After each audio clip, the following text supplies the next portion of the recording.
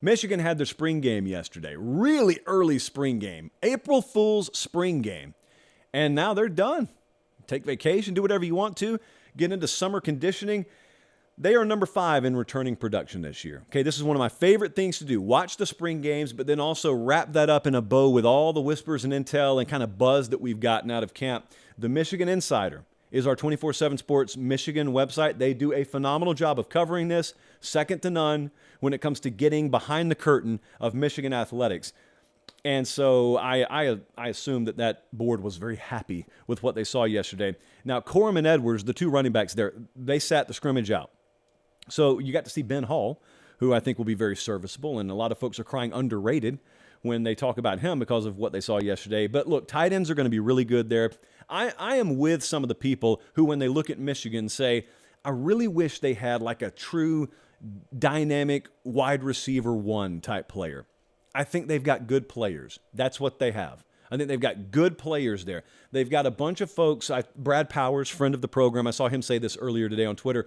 They've got a lot of players who would be very good wide receiver 2, 3, and 4s on a national championship caliber team. But you don't have that one. I could be wrong about that. They could go get a guy out of the portal, or one of these guys could develop into that. That's what spring is for. That's why we're not putting periods on the end of these sentences in spring. Here's what I notice about Michigan, and here's the feedback you get from everybody who knows this game. They won the Joe Moore Award last year. Offensive line was the best in the country. They're not going anywhere. They lost a center and a left tackle. Michigan is at a point now, culturally and developmentally, and in terms of talent acquisition, where their offensive line is going to just look like it carries over year to year.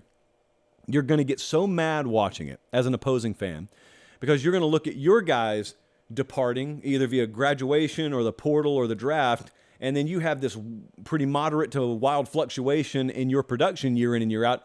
And then you're going to watch Michigan, as long as they're in the groove they're in right now, and they're just going to put out the same kind of really good to dominant offensive line performance. They're going to be great technicians. They're rarely going to be the reason Michigan loses a game. It's going to make you so mad. They went and got multiple offensive linemen in the portal. That is truly, positionally, a destination program now for offensive line transfer talent, which is something that's very underrated to watch about the portal. For broad strokes purposes, a lot of times we talk about the portal in totality.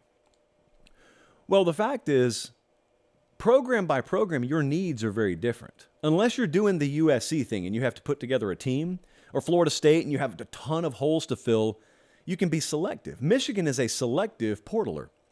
And so when they portal offensive linemen, if need be.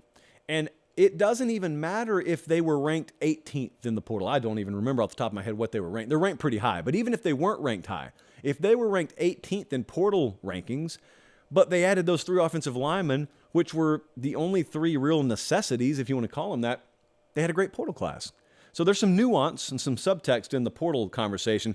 Defense overall is elevated there. That's what stood out to me when I watched some of their spring game. There's not a player I'm pointing to, by the way. So it's just all around their speed and their depth and their size and their athleticism. All those things you say about SEC teams all the time. I'm not trying to start a war in the comments over how good Michigan would be in the SEC. I'm just saying if I put LSU jerseys, if I put Tennessee jerseys on, well, Tennessee would trade with this defense in a heartbeat, but you get my point. If I put SEC jerseys on their defense, they'd fit in. They're really good. They're as good, let me put it this way, they're as good as Harbaugh has had. This team, and I think they know this Michigan team is going to be as good as any Michigan team Harbaugh has had. Now, I caught a fair amount of flack this time last year because I said I thought last year's team was going to be better than the one the year before that had gone to the playoff. And all anyone could focus on is, well, first off, there's an inevitable decline because they achieved at a higher level than they had. So there's got to be a drop-off, right? And what about this player? And what about replacing that player? The aggregation of everything that program is going to be able to more than account for any individual losses. I don't know how long this window lasts. I just know they're smack dab in the middle of one right now. And watching that spring game, while spring games aren't the end-all, be-all, it's so obvious. They've got quarterback. They've got running back. whatever they are at wide receiver, the other complementary aspects of that offense are such that they are so clear about what they want to be and what they need to do. And defensively, they can take over games. I would be so interested to see them get another shot, because I think that playoff hunger, as you start to look ahead now to the fall, that playoff hunger's there to where there's no complacency up there.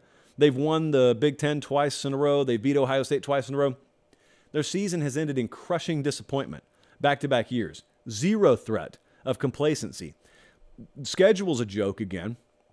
East Carolina, UNLV, and Bowling Green, that's how they open.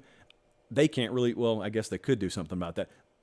It is what it is. They've got plenty enough on the back end. At Penn State, at Maryland, and Ohio State, that's how they end their season.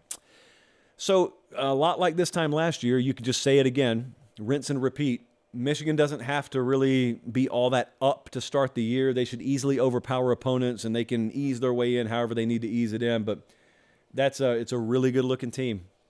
It's the kind of team where instead of looking at it and panicking and asking, oh boy, we got summer workouts, and then we got 4 weeks of fall. How much can we really overhaul? How much can we fix? They just have tweaks, and they just want to adjust something 15% over there.